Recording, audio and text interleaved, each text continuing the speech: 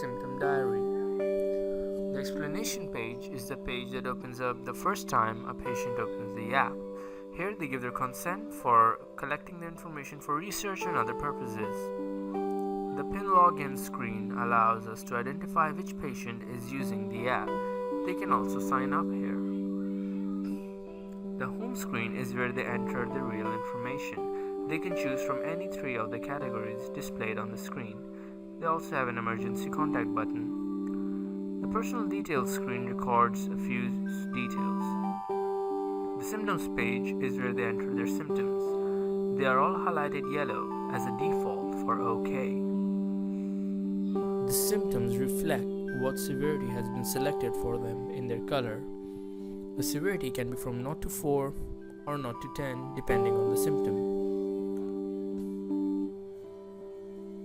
As mentioned before, their change is reflected in the color of the symptom. For pain, a graphical scale can be used. A free text option allows the patient to enter which part of the body felt that pain. At the end, they can be shown alerts if their symptoms were bad. The help page provides help to the patients in terms of how to use the app. They can select from the different pages. The medication box contains a list of all the medicines the patient has subscribed to. They can tap on any one to set some extra details, such as how many medicines did they take, did they need to take any other extra medicines, or how they were feeling. It's all free text. Emergency information will be shown to the patients if they press the emergency contacts information button at the home screen. The hospital history is also free text, and it contains a list of questions the client has suggested. Once they're done, the patients can click the submit button to submit their hospital history log, the dashboard. This will be the interface for the doctors to perform the virtual ward round. As you can see, here is a list of all the patients that the doctor can see. Their address and other details are shown alongside their name and patient ID. Doctor can search with the patient ID directly from the search bar, or they can click on any one of the names to open their profiles. The full profile has a few buttons on the top, such as the search. As always, it's shown if the patient has recorded any symptoms. Now, the normal patient dashboard contains a list of the patient's demographics, a few pictures that they have uploaded. This will be coming from the symptom diaries, as well as a few other details regarding the baseline of the patient, such as age.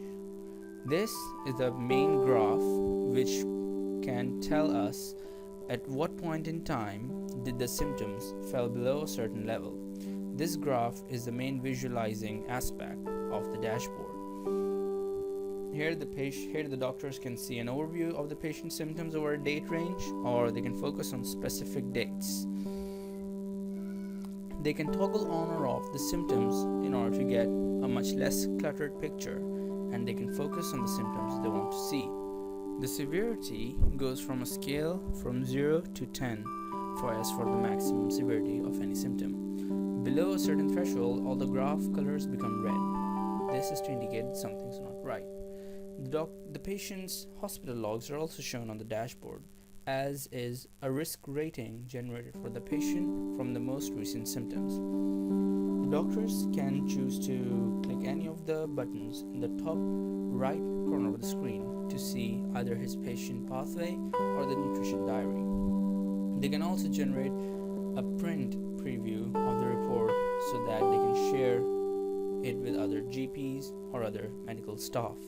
The print feature is in its preliminary stages and is therefore not absolutely refined.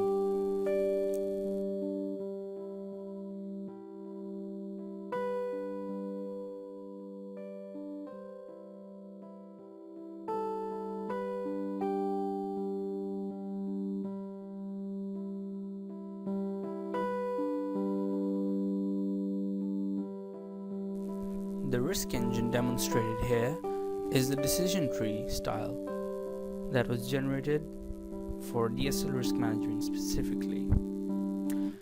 In this, for every question, a person has a certain set of responses. In this case, it's yes, no, or don't know. Once they have followed through all the questions, they are generated a risk rating and a message saying